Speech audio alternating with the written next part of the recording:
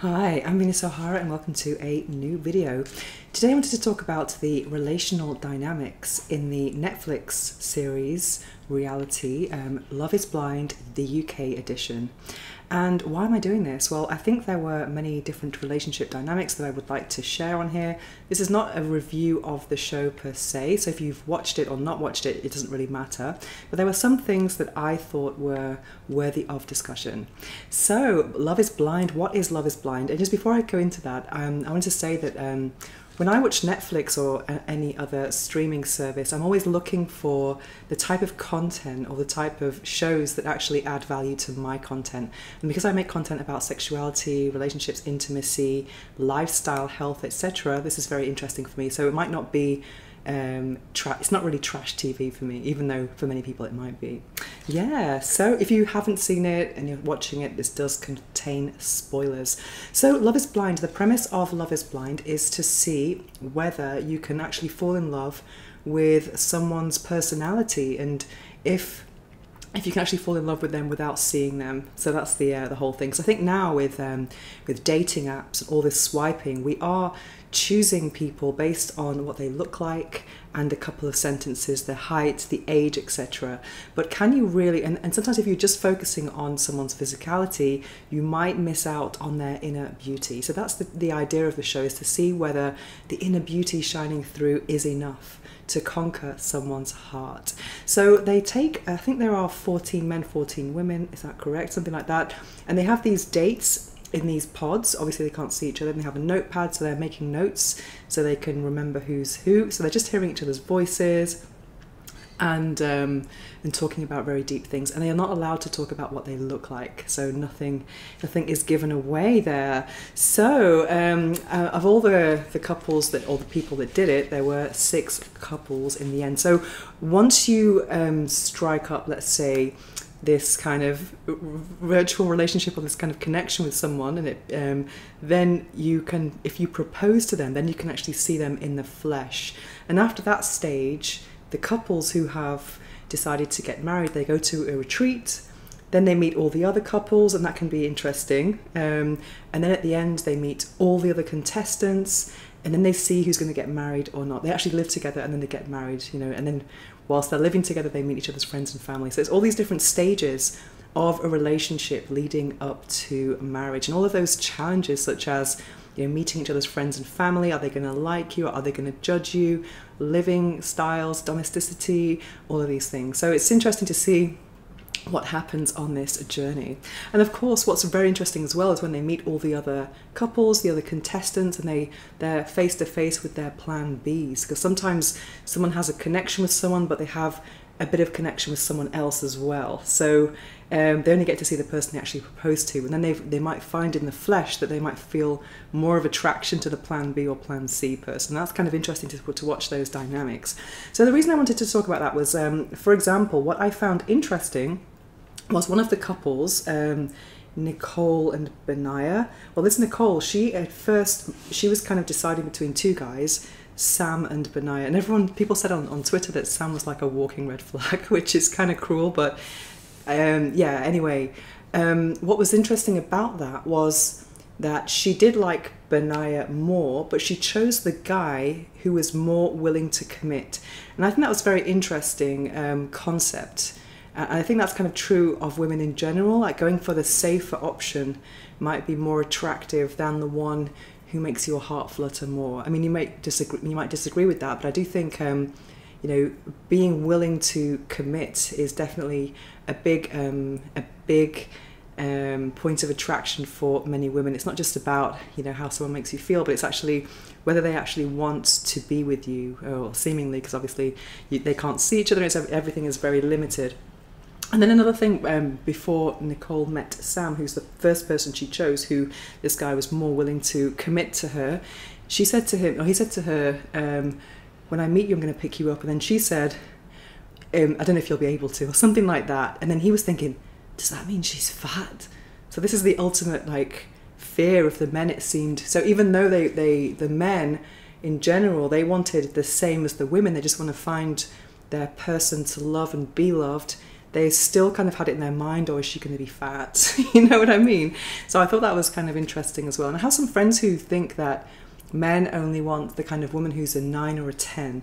I don't really think that's true, but I think it depends on which circles you are moving in. Because if you just look down the road, you will see that, I mean, here in Spain, you see many affectionate couples, and I wouldn't class, you know, the women or even the men in those couples to be 9s or 10s in terms of physical beauty. But so I don't think it's true that men just want the perfect woman. Some guys just want a girl next door and someone who they can actually feel comfortable with, and might not want someone who's just, you know, really in love with themselves and their own beauty, you know. So I think there's a bit of a generalization there, but in general I do think the men were more interested in looks than the women were.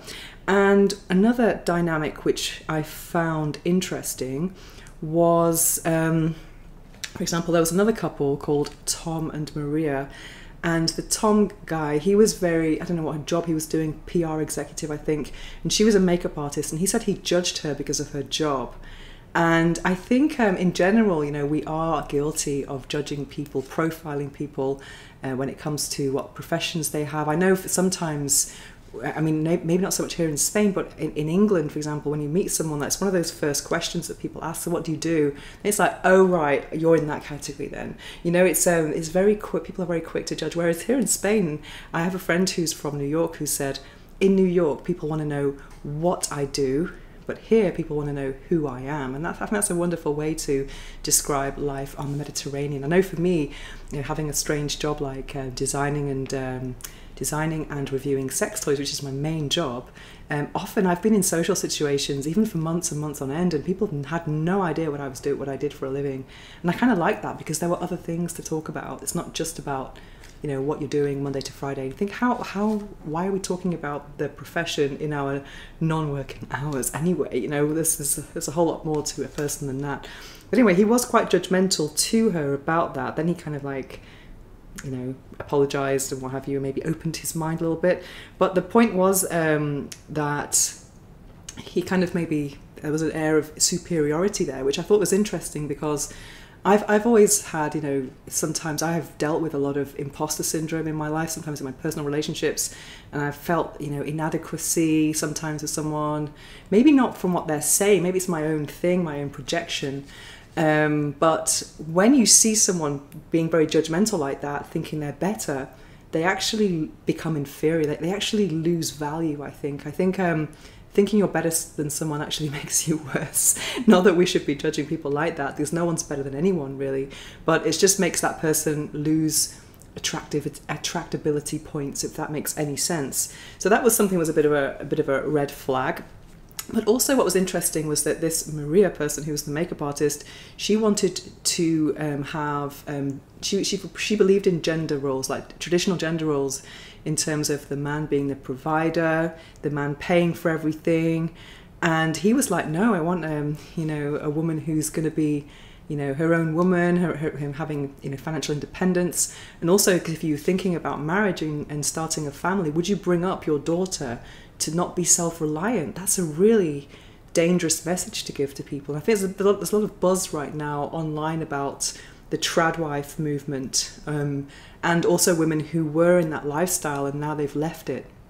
And the trad wife movement means basically traditional wife, but it is a kind of trend on social media, and the women who are doing it, they're very kind of young, attractive, 20, 30-year-olds who are, you know, loving making cupcakes and dolling themselves up for their husbands, and really embracing the role of a maybe 1950s homemaker and wife and mother.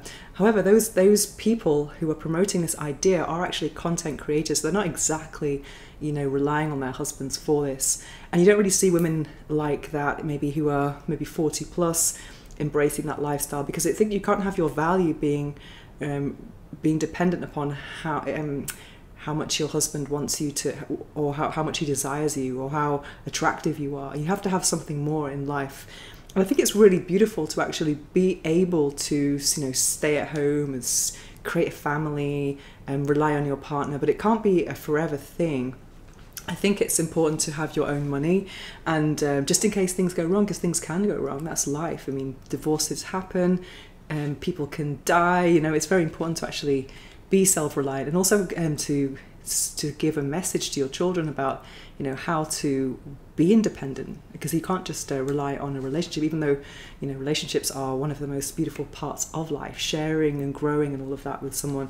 But yeah, it's very, very, very important. So and I've had this discussion a lot with some friends who are kind of anti-feminist. They're always saying that you know, getting women into the workplace was about, you know, just getting more tax and maybe paying less to the man, because, you know, back in the day a man could actually, you know, support a whole family with his salary, and that's not the case these days. A lot of the times now, both parties, the man and the woman, have to actually work in order to keep the bills afloat, to keep the household going.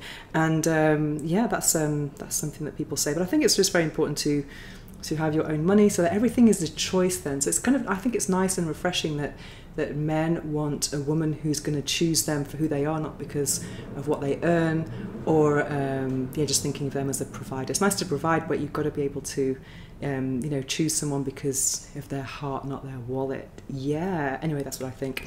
Another air of superiority which I saw was there's another couple called Ollie and Demi, and it's really kind of struck a bit of a chord with me, because I think I've lived experiences like this where this guy, I don't think he was that into her, even though she's a very nice girl, very pretty girl. She might have been a bit on the curvy side, but I mean, a lot of people like curves. And then he met his plan B, and he's like, ooh, eyes going off to this other girl who was very different, very skinny and very fit. And it just seemed like he was disappointed or distant with the one he chose in the beginning. Then he gradually warmed up to her, but it was a case of seeing it from the outside. He's just not that into her, and that's kind of a bit of a painful thing to see, because you could see that she was really into him. And in the end, she actually said no at the altar to him, and he was like thinking, what? He just kind of thought he had the power, I think, in that relationship, and it turns out that she learned to love herself. So that was very, very empowering to watch, actually. And I think, again, when there are expressions of some kind of superiority, I think someone can actually, the opposite happens, it causes the opposite effect. It's just like, no, you're not better, you know, you're just not. So yeah, so that was an interesting dynamic to watch. And then so in the end, I actually watched the last episode last night. I think there's going to be a reunion next week, so I'll see, you know, who stayed together and who didn't. But I'm mainly focusing on the couples that well, just a few of them that actually sparked some ideas for me. But the last couple they had in it was Freddie and Kat, and everyone online just loves Freddie because he's like the most incredible guy. He's very good looking. He's a funeral director, and he's also very sensitive, very family guy. He's funny. So he just has so much going for him. And then he went for a girl who's not as likable. Even though they had quite a good vibe, he kind of like said no to her at the altar, and I really felt sorry for her at that point. But I think she's caused, this couple is not really supported by the online world. So that was interesting. But what was why I wanted to talk about it in this video was that his grounds for not kind of committing fully. He talked about a prenup as well, about if he died, all of his assets would go to his sister. And I think it's fair enough if you're, you know, if you don't know someone that well and you're meeting them on TV. It's a bit crazy. Why would you give away your power like that? But, you know, if you had children later on down the road, I think that would change circumstances a little bit. But again, I don't think we should be going for someone thinking that your life is sorted if you marry a guy who's got money. That's just not the right message to give at all.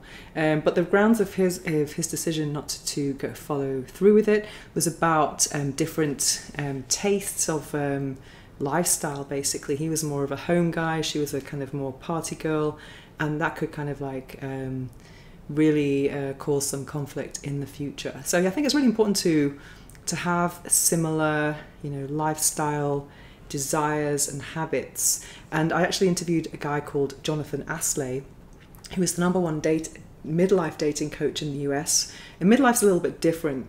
But what he says the number one thing is blendability of lifestyles, because in the case of midlife, people have already had their children and their divorces, and they're very more set in their ways. So that blendability becomes even more important.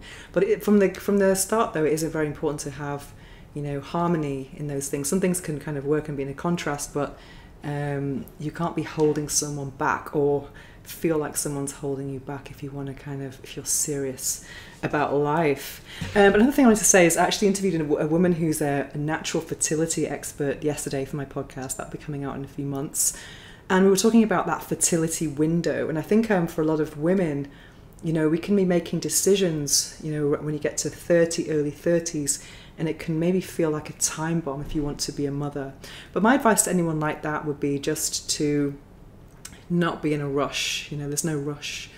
And I think the right thing will happen in the right way at the right time, and just surrender. And also if you're really not meeting the right person, maybe you could think about, you know, freezing your eggs and having, you know, not having to think about that until later in life when you are ready. So those are some reflections from Love is Blind UK. And yeah, I think there's so much food for thought there in terms of how people relate. And another thing I wanted to say before I end this video was that everyone was throwing around the L word, the love declarations before they'd even seen each other, and obviously proposing before they saw each other, which I think is crazy. I think I don't really believe in love at first sight. I think it's a projection. So I think many people, they have this idea in their mind about what love is, or what they want, and then someone's kind of like filling those requirements. But you only find out really who someone is when you spend quality time with them, and you've seen them in a bad mood, you've seen them ill, you've seen them stressed, tired, and what have you, and you can still handle it. That's what love is, or even sick, you know. And I think that's really important as well.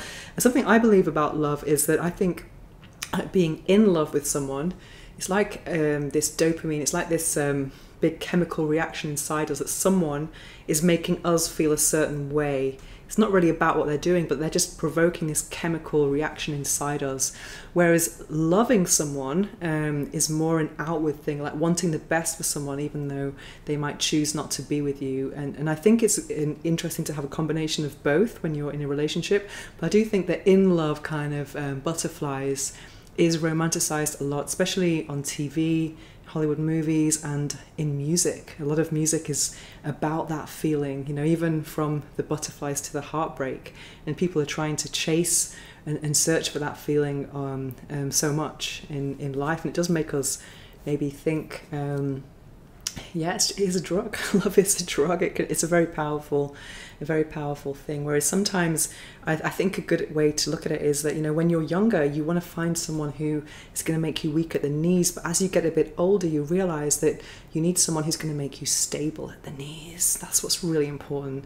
Yeah, so those are my reflections on Love is Blind UK. If you've watched this, please share your reflections below in the comments. I'd love to share, because I have no one to share it with here in Barcelona. I was like, oh no, I've been telling my friends about it now. I've got no one to talk to about it. And anyway, if you thought of if there were any dynamics or relational dynamics that I talked about here that are interesting, please let us know, because there's so much to discuss. And if you're going to watch it, I'm sorry I spoiled it for you. Anyway, I'll be back soon with some more videos, and thanks for watching. Mwah.